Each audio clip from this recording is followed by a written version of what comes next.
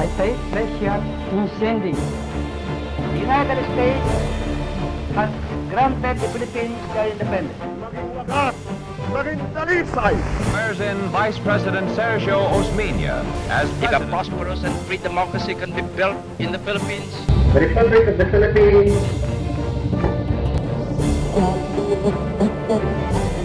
Ang akong kasing-kasing niawit. The hard election drive pays off and Macapagal wins. Taking the entire Philippines under martial law. I have always been a firm advocate of peace. We are today being hailed as the new Asian Tiger Cup. walang kaibigan, walang kumpare. A strong republic is the bedrock. Kayo ang boss ko. Do not destroy my country because I will kill you.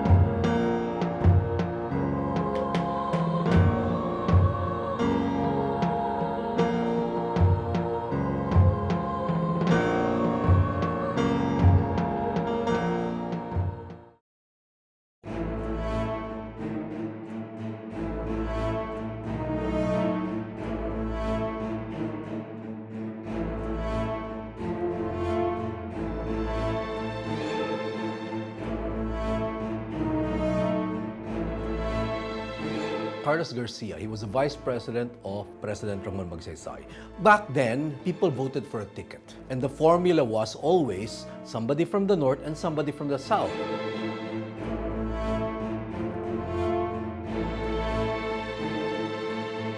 He was a gentleman politician. And among politicians, he was also the intellectual. He was fond of very deep metaphors in English, like shadow of the penumbra. And he was a good family man. And like many politicians of this era, he was also tested by World War II. Carlos V. Garcia is quite extraordinary in his time because, again, his parents from Banguid, Abra. So actually, the parents are Ilocanos who migrated actually to Bohol province. So when he became a president, he's quite old, 61 years old. And at the time, he was an undefeated politician prior to becoming the president. And after that, he would be in contrast with then President Ramon Magsaysay, who picked him actually as the vice president. Because again, Magsaysay was very active, very energetic, compared with the old man from Bohol. No one expected him to become a president actually, because who would think that Magsaysay will die? If you were running for president, you had to make sure that, for example, in the case of Ramon Magsaysay, who is, I think, from Zambales, he's from Luzon, that's why he picked somebody from Bohol to be his running mate. So, as far as the electorate is concerned, your ticket is representational of the entire Philippines. He was a very loyal to his political party, the Nacionalista Party, loyal to his province mates. The fact that he's the second president from the Visayas after Sergio Osmeña, so something that he appointed some of his provincial mates from Bohol province. But again, considering that Bohol is not a major province actually, so it's quite very difficult then to look upon that. And considering again that he had to contend with the more popular leaders like Raul Manglapos, Claro Imrecto, Garcia then would be in that spectrum trying to meddle with the giants of Philippine politics, and he himself trying to have his own place. Well, given Magsaysay's reputation as an action man, I think the party wanted somebody who will not steal the thunder of their leading candidate. So they chose Garcia as the appropriate contrast to Magsaysay. like a dynamic duo. One was the dynamo and Garcia was the placid running mate.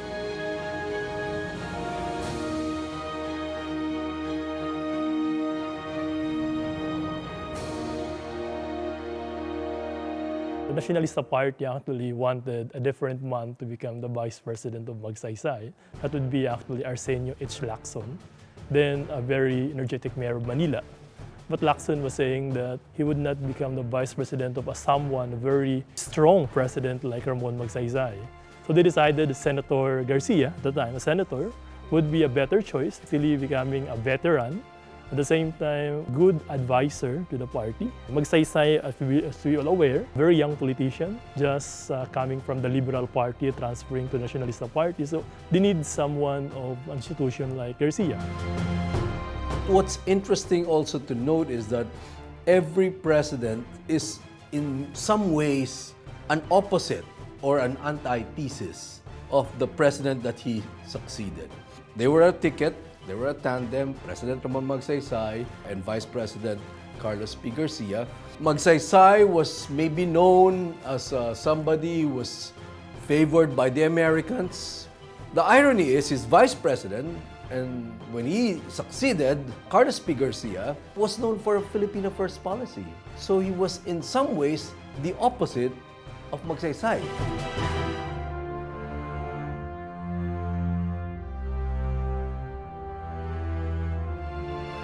Another tradition back then was that the vice president normally was appointed also foreign secretary, apart from his job as a vice president, because we all know that the vice president doesn't really have a job except to wait for the president to die. So the cabinet position that was usually given to the vice president was Secretary of Foreign Affairs. So Garcia was the foreign secretary of Ramon Magsaysay. When he died, he assumed the presidency. No one expected Magsaysay will die in 1957, so everyone was asking, who is Garcia? I mean, they took it for granted that there's a vice president of Magsaysay, but they never considered that he could become the president then. Well, at the time, Garcia attended actually a conference, I think a Chateau conference in Australia, and I think he received the news about that, so he immediately took his office. And because again, we need to accept that because there should be an ascension already to office. Otherwise, there would be a vacuum to power. That's an emergency situation, so of course you will try to make your way as soon as possible to bury the president and to take over the reins of government. I suppose like any other vice president who had to step in, he would have immediately felt the burden of leadership. And of course, grief at the loss of his president. He was abroad. He came back as soon as he can, and he was sworn into office. We had a strong democratic institutions back then. The Filipino First Policy came as a tandem with Garcia's strong anti-communist position. He wanted preferential treatment to Filipino businessmen because he felt that only Filipino businessmen and Filipinos will care for the country. At that time, it was a very strong pro-US sentiments.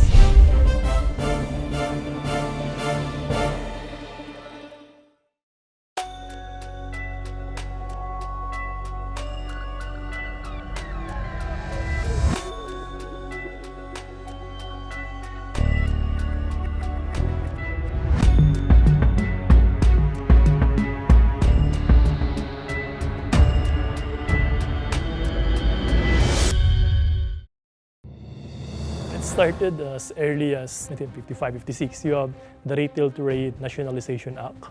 So where Congress actually passed the law nationalizing the retail trade, at that time controlled by the Chinese. It was a law that in effect prevented or curtailed the participation of ethnic Filipino-Chinese businessmen in business. In short, they were not allowed to engage in retail business. And I think this is in part the reason why, as we know even up to today, a lot of our Chinese businessmen are involved in wholesale businesses. Because there was a history when they were not allowed to engage in retail. Crisis plural is a feature of the capitalist economy.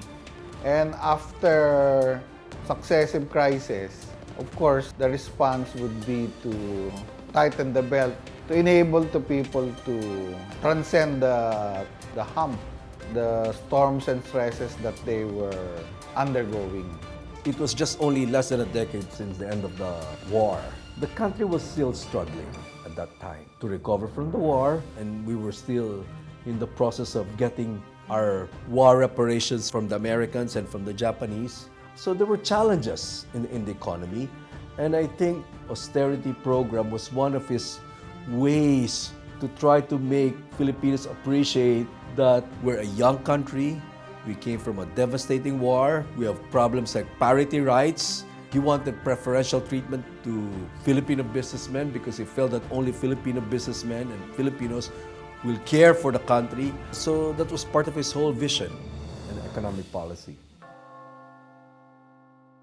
So the idea there again was that there was a need then to re-examine what happened to our economy then. So they found out that we were actually dominated by foreign forces. Aside from the fact that the Americans, they had parity rights, but it's a different story. But other foreigners like the French, the British, they controlled the economy then. So there's a need to re-examine that. And they found out that this advocacy of Filipino First actually would help. I mean, it's not really necessarily that the Filipinos should be given all chances.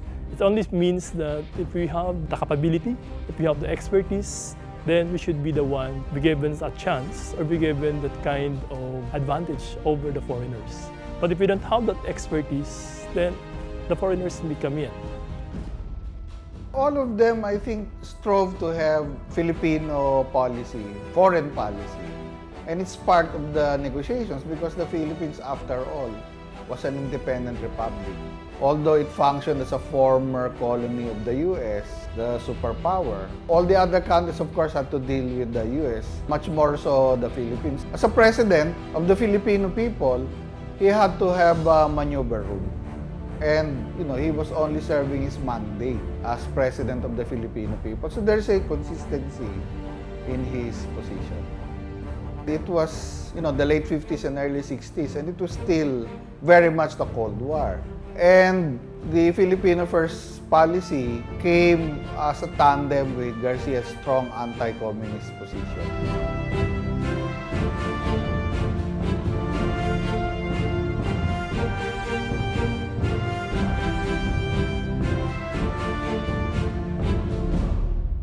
At that time, it was a very strong pro-US sentiments. It would be the time then, after the Hawks were basically surrendered to Magsaysay. So everyone's then looking at the US. And basically everyone was afraid of China at the time. The People's Republic of China, established in 1949 with Chairman Mao. You have to understand, we were coming from the defeat of the Hukbalahap Rebellion during the time of President Magsaysay. So suffice it to say that the public at large back then was still very much not in favor of communism. And the mere fact that President Garcia headed the Southeast Asian Treaty Organization, which is the predecessor of ASEAN, shows you the kind of leadership position the Philippines had in the region back then. Everyone was afraid. I mean, there was a very strong Red China scare. Everyone was afraid then that China might invade us. And Senator Claro Imrecto was kept on giving us this warning that we will be actively invaded by China, or not only by China, but by Russia, by the Soviet Union at that time. So Garcia then, with the SHATO, the Southeast Asia Treaty Organization, which is supposedly a counterpart of NATO in Europe, was then a very vocal one. And he held that kind of role since the time of Magsaysay, when he was appointed by then Magsaysay as the Secretary of Foreign Affairs. So he was then a leader actually in that Manila Agreement, which established SHATO. So it would be recognized, of course, in Southeast Asia as the leader of pro-US policy. You could say at that time what was happening, there was the Korean War, where North Korea invaded South Korea.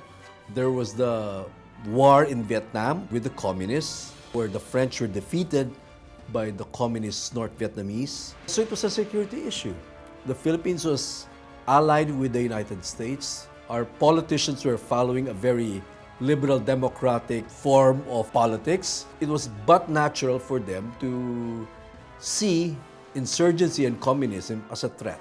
it's more of kotowing with the US policy because I think there's no need for that. At the time, the Partido Comunista ng Pilipinas was not that strong to really contend with the government at the time. Because again, with Edward Lansdale and Magsaysay, with the end of surrender of the hooks. So I think at that time, even in the history of Partido Comunista ng Pilipinas, they're not that strong. That's why you need a decade actually where you have Jose Maria Sison reestablish it with the Communist Party of the Philippines. So the period actually with the surrender of Luis Tarok with the hooks up to the reestablishment in 1968 by the CPP and PA. So it means that it was then the party was not that strong to contend with the government. So yeah, I think there's really no need for the anti-subversion law. No, not necessarily, because from their speeches, you can see that Magsaysay and Garcia and the others really saw a danger in the other camp. Of course, he wouldn't lose any points doing that, but it does not follow that it was only the doing of the US. Because the US was also not very well pleased with the Filipino First Policy. There's a certain pattern in our presidential politics. When the running mate gets ambitious and wants to become president too, it was a wrong political move of Garcia. And it also showing again his loyalty to his political party.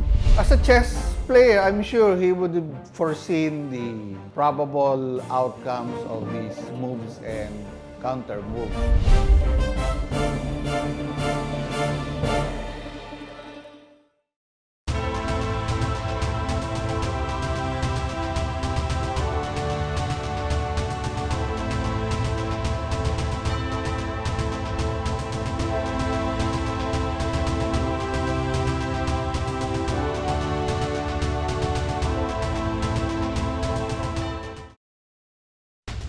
There's a certain pattern in our presidential politics.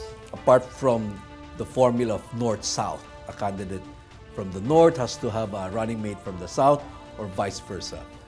The other tradition is that all these presidents come from the same party.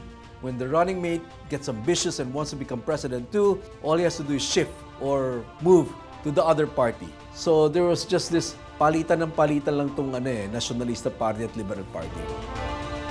Well, that was the standard procedure for politicians, not just presidents and vice presidents, even mayors and vice mayors. That's not unusual. Political analysts would call this a turncoatism. But I'd like to think that it was easy to move from Liberal Party to Nationalista Party because to begin with, what was the Liberal Party if not a breakaway faction din naman ng Nationalista Party? So they all belong to the same ideology anyway, so that's why it was easy for them to move. It was not like they were moving from Nationalista Party to the Partido Comunista ng Pilipinas. Nothing of that sort happened. So it was easy. So you have President Garcia with his Vice President, Justado Macapagal. They were both nationalistas, but Macapagal was largely ignored and cut out of the Garcia administration. So he decides to run. He cannot run in the Liberal Party because Garcia is the standard bearer there. He's the incumbent president. So the Nationalista Party gets him. And he runs and wins in the Nationalista Party. It was a wrong political move of Garcia. And it also showing again his loyalty to his political party.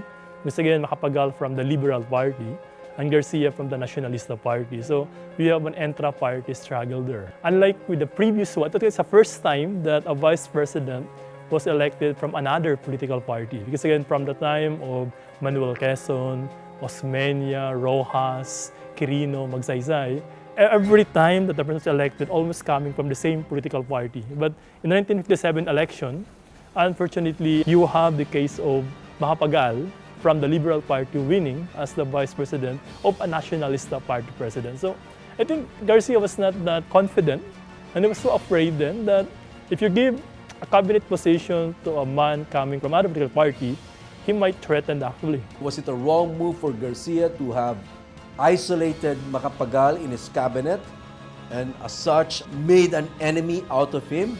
I don't think that was what made Macapagal win. Well, the other tradition or the other belief is that most Filipino presidents back then who won were candidates of the Americans. Garcia, with his Filipino First Policy, was obviously not going to be in the favor of the Americans. So you could imagine that they would want him defeated by another candidate or replaced by another candidate. And maybe Macapagal was just the right person to do that. In fact, like Quirino, who was destroyed in the elections by this Orinola controversy, which turned out not to be true, it was also allegations of corruption that ruined Garcia in his re-election bid. I think that's this controversy involved the purchase of residential lot in Quezon City, and that ruined him. Back then, yung mga corruption allegations lang involved a golden Orinola and a house and lot in Quezon City. Very far from the corruption allegations that we often hear nowadays. Macapagal also at the time was very energetic. He's also very active.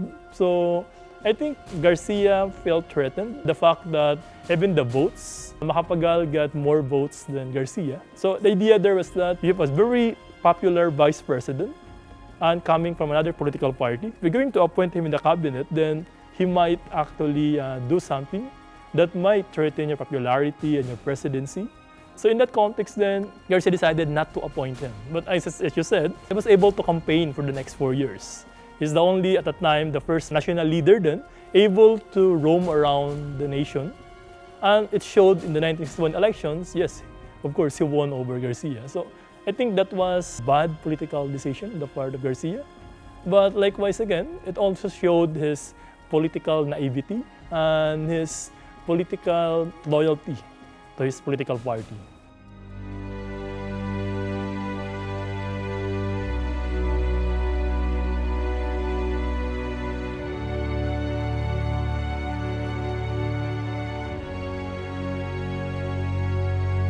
Oh, he's always known as Filipino First Policy. But the irony is he didn't win for election, right? He was easily defeated. I don't think it really took off the ground because of forces that in society that were opposed to it. If you talk about our different presidents, all our presidents in this country, when you say Garcia, until now, Filipinos still think of two words, Filipino First. And I think that's a very strong legacy. As a chess player, I'm sure he would have foreseen the probable outcomes of his moves and counter moves. It's an art. But knowing is one thing, executing moves is another thing, and guaranteeing results is a third thing.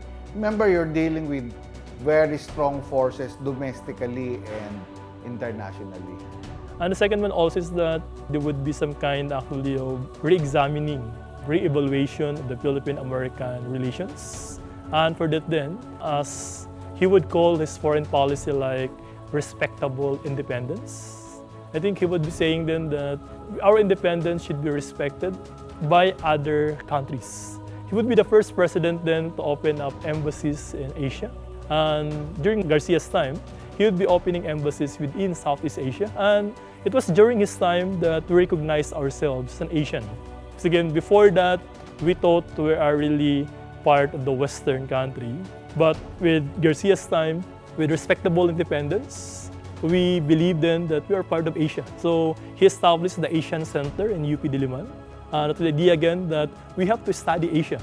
So part actually, that's why he kept on traveling to Japan, to South Vietnam, even Indonesia. So again, to have ties with these countries. And I believe he was able to do that also by fighting with our foreign traders with the Filipino First Policy and creating an independent foreign policy. DFA was calling this period as the period of immobilism, where everyone actually was in a mood to re-examine everything. So I think Garcia able to do that, and it could be considered as a major legacy during his time. Filipinos should not be last in their own country.